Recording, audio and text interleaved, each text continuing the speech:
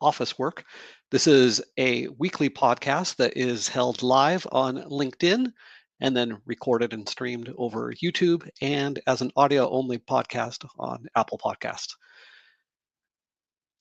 You can find my website at automateofficework.com, and I am a consultant. I was a corporate lawyer for 10 years, but I studied computers before that. So I applied my skills and started automating all of my office work. And so that's what I do now. I own a company consulting mainly corporate departments and also others how to improve their work. And I provide advice as well as customized solutions, mainly in the Microsoft environment. Today's episode, today's topic is all about templates. And this is the third and final episode of templates. Previously, we talked about how to structure templates and also how to create a template library. But today we're going to bring it all together and just talk about how we go through about 5 steps and um, just how to improve your templates and then keep them that way as well. Okay. I do have a article on automateofficework.com/templates. If you would like to follow along, I have all of my advice written out there. All right. So I'm going to be talking for about 15 minutes, and then I'm going to open up the studio and allow anyone who is in the live audience to send in comments. Or if you'd like to, you can come on the show also, and we can have a live chat. We can have a chat about your situation, talk about what you've been working on, as well as maybe your struggles. Maybe you are just starting. This is the kind of podcast that I wish had existed when I first started automating. So I'm really happy to be here with you today. Okay, so the first step, and what we actually went over in the previous episode, is all about creating an internal template library. And it's a part of your very step one. You want to gather all of your templates into an internal template library. This is important because it's important to know where you're starting. Okay. You might have a lot of templates. You might have, like I did in a previous company, thousands of templates that are in hundreds of different folders and they're all over the place. Okay. The very first step is just to gather them all in one place. The next step is to identify your high value templates. That is the ones that are the highest volume or the easiest to allow the business to self-help. And when I say business, it just means anyone who is not in my internal department. Okay. Because an internal department owns these templates, but ultimately we want to make them available for others. Okay. So you have thousands of your templates. You want to identify which ones are going to have the greatest benefit with the least amount of effort. That is also the ones that are going to be the most used and the ones that are easiest to use through a self-help kind of way.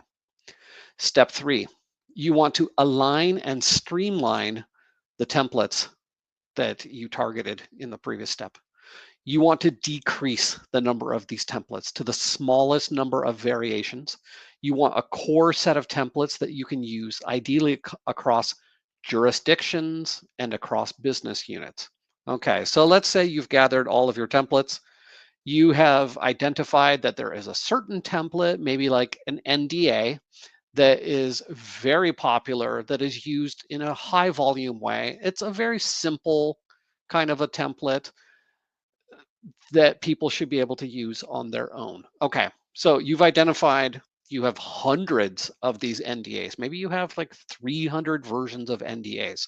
In this step 3, you want to align and streamline all of your NDAs into the fewest number of variations as possible. Okay, so you might look across all of your NDAs and you start noticing patterns of the wording, the paragraphs, the different kinds of variable things that are important. Um, You want to pull the best parts from all of them and put them together into a single document if you can.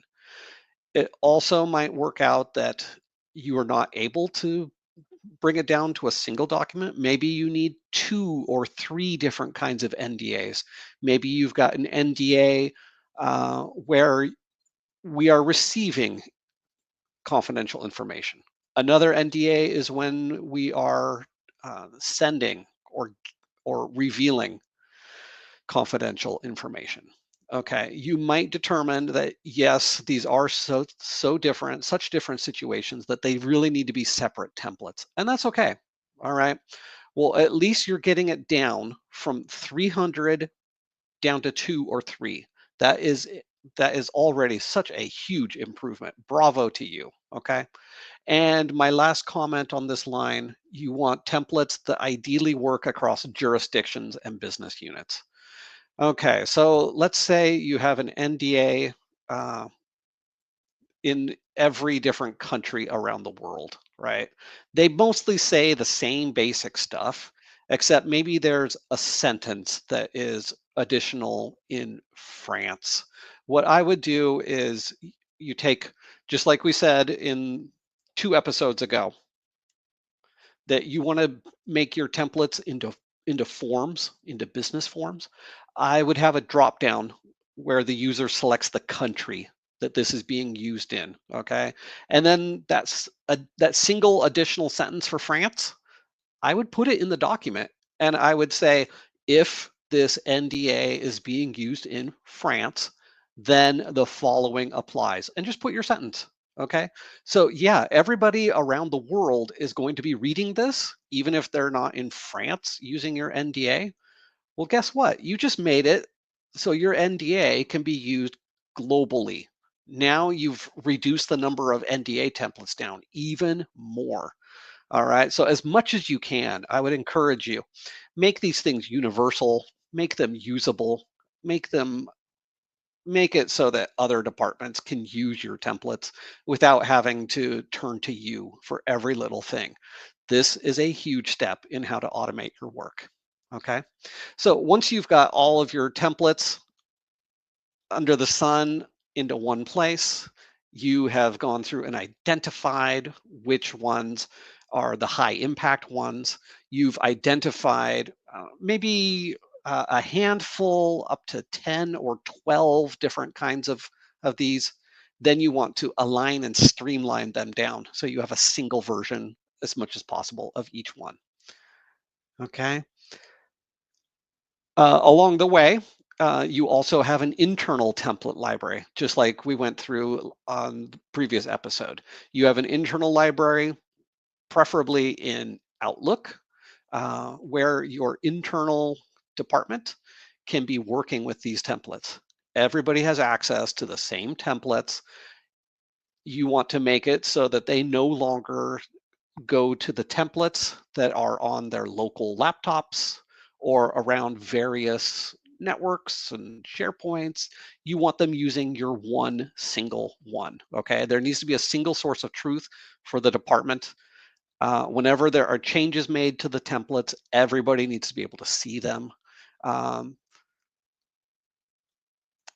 Yeah. And then the step 4 is you need to make a template library for your business. And that is not going to be the same template library that is in Outlook, where everything under the sun is available. I would not send my business users to my internal template library. Instead, I would make an external template library available for them, not inside of Outlook, where they would have to install a button, but inside a website, preferably like a SharePoint, where you have a Teams just for where you have a site for your team, and then you'd make a page all about the templates that you want your users to use. And we went over that last week. You can see my solution if you want to view the video or just listen in the audio podcast. Okay, so step 4, we've made a really nice experience for our users to come and to be able to use the templates. Now they don't need to send an email every time they need a template. They don't need to ask, like, is this the most up to date one? You'll also hopefully stop receiving the outdated versions of your templates going forward. You'll always have people using the most up-to-date version. And part 5, preventing future drift. So we got in this mess because of the chaos, because everybody was just doing their own thing, putting everything everywhere, making any changes they wanted to a template, and then just saving it on their laptop, and then they use it, but nobody else knows it exists, right? Going forward, we have to stop this from happening again. And I call this future drift. So preventing future drift, this is part technology, also part culture. What I would suggest is that people need to learn that they cannot just make changes wherever they want to. The templates, yes, the templates need to be in a visible place where everybody can see them, but this also means that you cannot just go and make changes to your template. Remember, we're trying to have global versions of these templates. If you need to make an additional sentence for France, please do not just go and make the change. What I would suggest is that there be some kind of a governing body, some kind of a template committee that meets, I don't know, once a month, once every couple of months, or when needed to review suggested changes.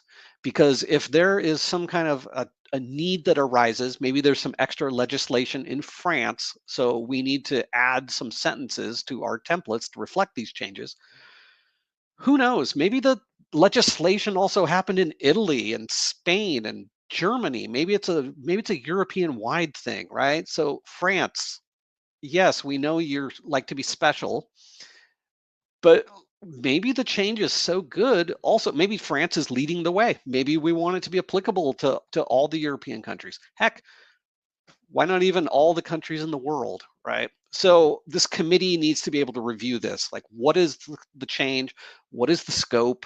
How does this affect our template and our strategy with this template? And maybe we want to apply it to other countries as well. This gives you the chance to do it. This gives you the chance to update your templates uniformly and to keep them universal going forward. Otherwise, you can also make these little carve outs and you can say this additional sentence only applies to France. You can do that. And then you keep your templates universal and broad reaching going forward.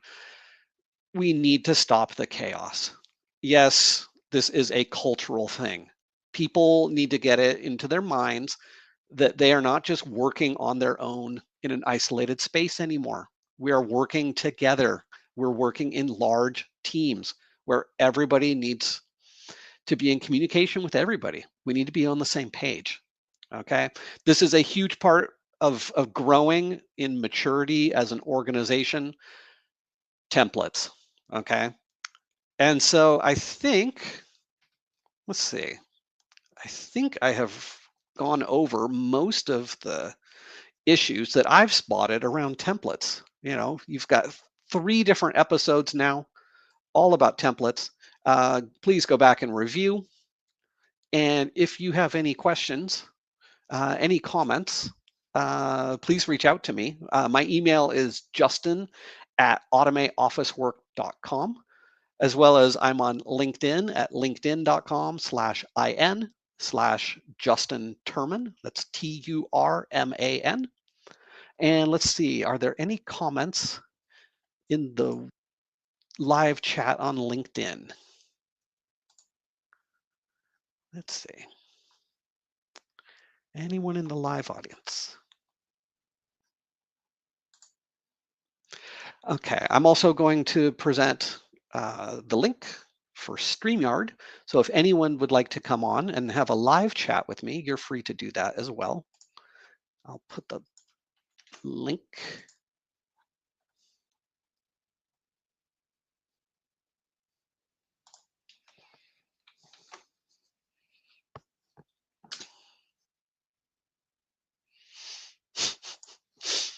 It's telling me the same thing as last week. it's not posting the comment. Supposedly the word StreamYard or something is viewed as not a nice word or something.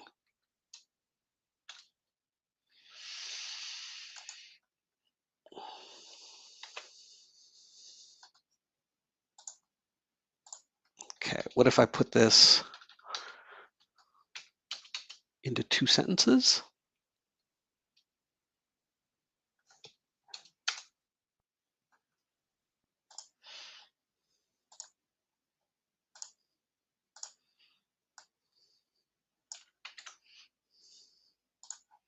I'll try again. I'll try to do it in 2 different comments. StreamYard.com, and it says failed to post.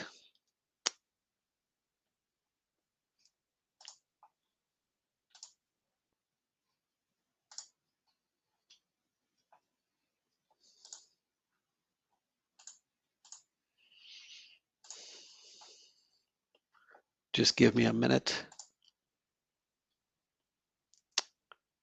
Okay. Is there anybody in the live audience that would like to come on? I can perhaps give the link just orally.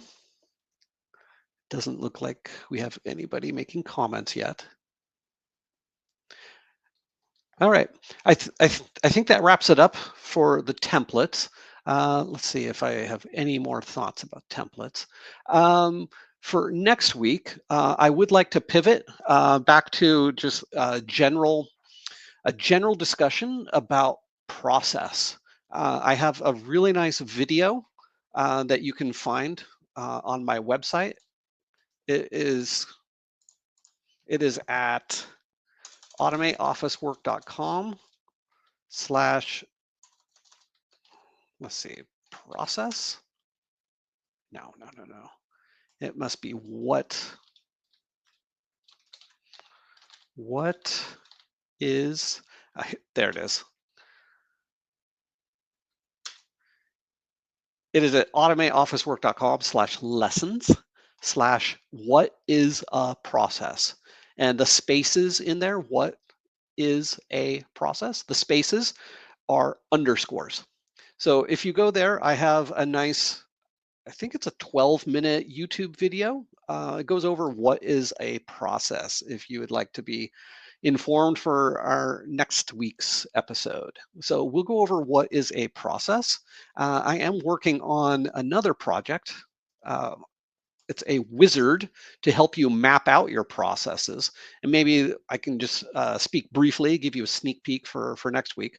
I go over these 6 different stages for every process.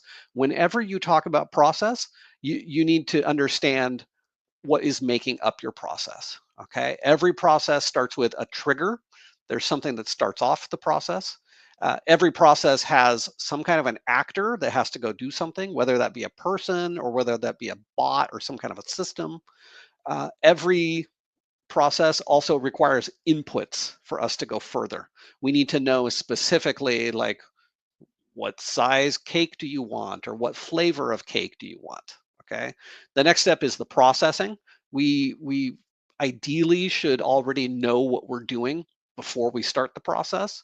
For this example of baking a custom cake ordered by a customer, we should already have the recipes for our cake. We should already have the oven. We should already know how to mix the ingredients and how to bake.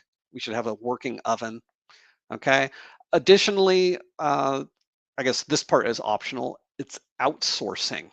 What kinds of things do you know that you are not able to do yourself? You have to go outside to get it.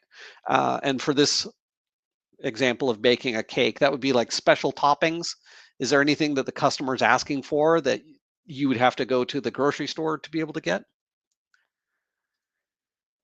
Or in the case of like special decorating, maybe that's an outside vendor you need to send the cake to. Okay.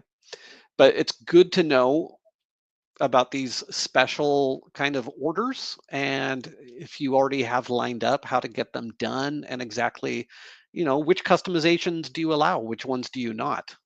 Okay. And the last part is the output. Every process needs to have an output. and you should know exactly how to get that output to the customer, whether that's them notifying them and they come in to pick up the cake, or you arrange for a shipment of the cake. Also, another kind of output that we don't think of often is the metadata about the process. How did it go? How long did it take? How can we make this better? How can we improve? These are good things to record so that we can improve our processes. Okay. So we're going to go over this next week in more detail. And let's see, are there any comments?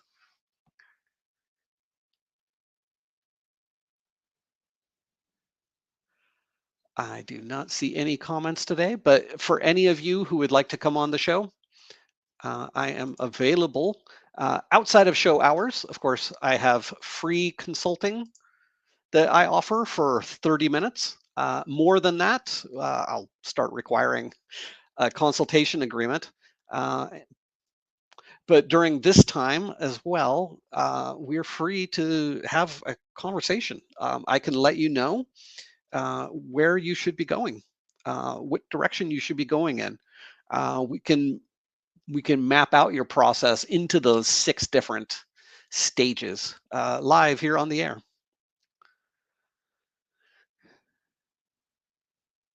And let's see. Additionally, on my website, I have a newsletter that you can sign up for. And you can find all the editions of this podcast there as well. You can listen to it in audio. You can find the video on LinkedIn recorded. You can find the links to YouTube and the links to Apple Podcasts. I have some free resources that I have made. One is legaltechready.com. It goes through every single thing you should be doing if your organization is looking to implement technology.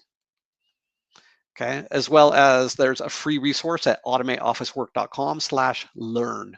And this is just some lessons for how to think like a programmer.